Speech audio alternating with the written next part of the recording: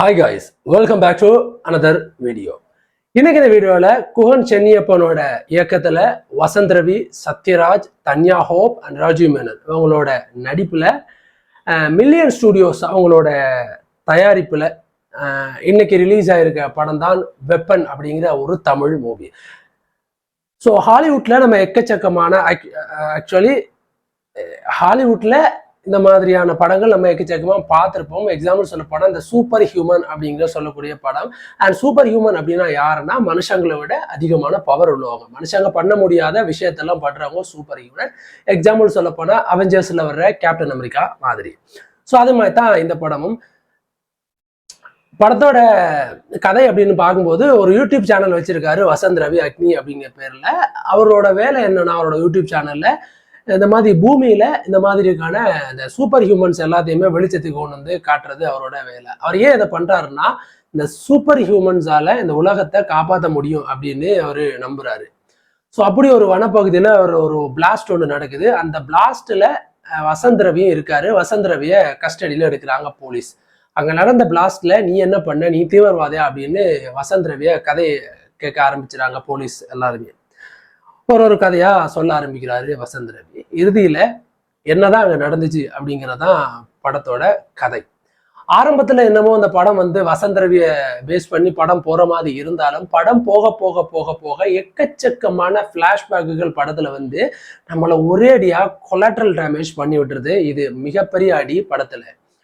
And என்னதான் ஒரு super hero படமா இருந்தாலும், நம்ம ஹாலிவுட் படங்களை பார்த்து இன்ஸ்பயர் ஆகி அந்த படங்கள் எடுத்தாலும், சரியான கதை நம்ம அமைஞ்சாலும் அதை வடிவான முறையில அண்ட் அழகான முறையில அண்ட் ஒரு பியூட்டி ஆஃப் ஒரு ஸ்கிரீன் பிளேயோட அந்த ஆடியன்ஸ்ட நம்ம ப்ரெசென்ட் பண்ணணும். ஏன்னா இங்க இருக்க ஆடியன்ஸோட மைண்ட் செட்டே அந்த மாதிரி தான். ஒரு நல்ல படத்தை கொடுத்தாலே அதிலே இந்த மாதிரி பூத கண்ணாடி, ஜூம் கண்ணாடி எல்லாம் வச்சு அதுலயும் மிஸ்டேக் பாக்குறவனுங்க நம்ம ஆடியன்ஸ். ஸோ இந்த மாதிரியான ஒரு கொலாட்ரலான ஒரு டேமேஜோட ஒரு ஸ்கிரீன் பிளே நீங்க கொடுத்தீங்க அப்படின்னா அது எந்த அளவுக்கு அந்த ஆடியன்ஸ் ஏத்துப்பாங்க அப்படிங்கிறது தெரியல. ஏற்கனவே இந்த வெறும் வாய்க்கு அவள் கிடைச்ச கதையா ஏதாவது படம் கிடைக்காதா போட்டு தள்ளலாம் அப்படின்னு உட்காந்துருப்பானுங்க நம்மளுங்க. ஸோ அதுல இந்த படம் இன்னைக்கு அந்த வெறும் வாய்க்கு கிடைச்சிருச்சு போயிட்டு. அண்ட் அதுக்கப்புறம் சத்யராஜ் சார் அண்ட் வசந்த் ரவி இவங்க 2 பேரும் தான் இந்த படத்துல main leading role. And Sathyaraj sir as usual அந்த சூப்பர் ஹியூமன் கேரக்டர் பண்ணியிருக்காரு. அண்ட் இன்டர்மிஷனுக்கு அப்புறம் தான் அவரே வராரு. படத்தோட ரன்னிங் டியூரேஷன் ஆல்மோஸ்ட் 2 மணி நேரம். அதுல ஒரு 40 நிமிஷம் வராரு. அண்ட் சத்யராஜர் ஆஸ் யூஷுவல் அவரோட அந்த நக்கல் நையாண்டித்தனம் இல்லாத ஒரு சீரியஸான ஒரு ஆக்டிங்கை நம்ம இந்த படத்துல பார்க்க முடிஞ்சிச்சு. அந்த சூப்பர் ஹியூமன் அந்த கேரக்டர்ஸ்க்கு ஏற்ற மாதிரி அவரோட ஃபைட்ஸ், அவர் நடந்துக்கிற விதம், உட்கார்ந்துருக்கிற விதம் எல்லாமே பயங்கரமாவே இருந்துச்சு. அண்ட் படத்தோட கடைசி கிளைமேக்ஸ்ல ஒரு 15 மினிட்ஸ்ல வரக்கூடிய ட்விஸ்ட் அப்படின்னு அவங்க வச்சாலும் அது பெரிய அளவுல தாக்கத்தை ஏற்படுத்தல நமக்கு. காரணம், ஆரம்பம் முதலே இந்த படம் நிறைய ஒரு குழப்பமான திரைக்கதை கொடுத்தபடியா பெருசா அந்த ட்விஸ்ட் நம்மளை எந்த விதத்துலயும் இம்பாக்டா, எந்த விதத்துலயும் ஒரு ஃபோர்ஸ் இம்பாக்ட் நம்மள பண்ணல அப்படிங்கிற விஷயம். இந்த படம் முடியும் போது ஆஸ் யூஷுவல் இந்த படத்தோட செகண்ட் பார்ட் வரும் அப்படின்னு ஒரு லீடிங்கோட தான் முடிச்சிருப்பாங்க. அண்ட் உண்மையை சொல்ல போனா ஒரு ஹை பட்ஜெட்ல ஒரு கிராபிக்ஸ் காட்சிகள் இந்த படத்துல எடுத்திருப்பாங்க. எக்ஸாம்பிள் இந்த படத்துல ஒரு சண்டை காட்சி வரும். சத்யராஜ் சாருக்கும் வசந்த் ரவிக்கும் ஒரு கிளைமேக்ஸ்ல ஒரு 10 நிமிஷம் ஒரு ஃபைட். அண்ட் பயங்கரமான கிராபிக்ஸ் காட்சி எல்லாம் நம்மள யூஸ் பண்ணி இருந்தாலும் பெரிய லெவல்ல நமக்கு அது எந்த ஒரு ஈர்ப்பையும் தாக்கத்தையும் ஒரு ரசிப்புத்தன்மையும் கொடுக்கல. காரணம், படத்தோட கதை அந்த அளவுக்கு இருந்துச்சு. அண்ட் அதுக்கப்புறம் தன்யா ஹோப் ஒரு நல்ல ரோல். அவங்களுக்கு கொடுத்த அந்த வேலை அந்த டூயட் லவ் ரொமான்ஸ் அப்படின்னு போகாம படத்தோட கதைக்கு ஏற்ற மாதிரி அவங்க அப்படியே டிராவல் பண்ணி கொண்டு போயிருப்பாரு. அது ரொம்ப நல்லா இருந்துச்சு. And Vasanth Ravi as usual அவர் ஒரு வித்தியாசமான படங்கள் தான் செலக்ட் பண்ணி நடிப்பார். அவரோட 5-6 படங்கள் நீங்க எடுத்து பார்த்தாலே அவர் நடிச்ச படங்கள் எல்லாம் தெரியும். இந்த படம் ஒரு நல்ல செலக்ஷன் அப்படின்னாலும் கதையும் திரைக்கதையும் அவருக்கு சரியா அமையாதபடியா அந்த படத்தை பெருசா நம்மளால கொண்டாட முடியல அப்படின்றதான் உண்மையும் கூட. அண்ட் என்னதான் படத்தோட கிளைமேக்ஸ்ல ஒரு 15 மினிட்ஸ்ல அடுத்தடுத்து சின்ன சின்ன ட்விஸ்டுகள் வந்தாலும் அதை நம்மளால ஏத்துக்க முடியல அப்படின்றதான் உண்மை. And finally